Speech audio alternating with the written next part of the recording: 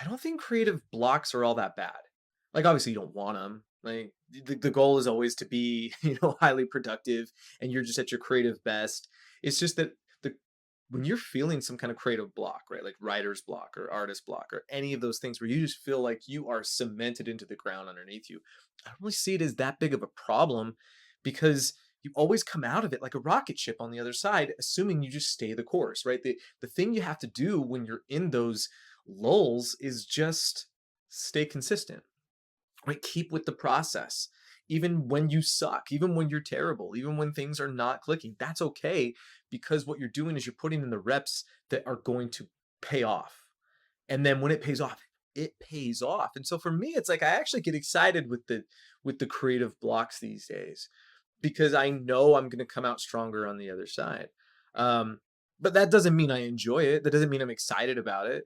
It's one of those things where you just have to keep trudging through. It's one foot in front of the other. That's all you really can do.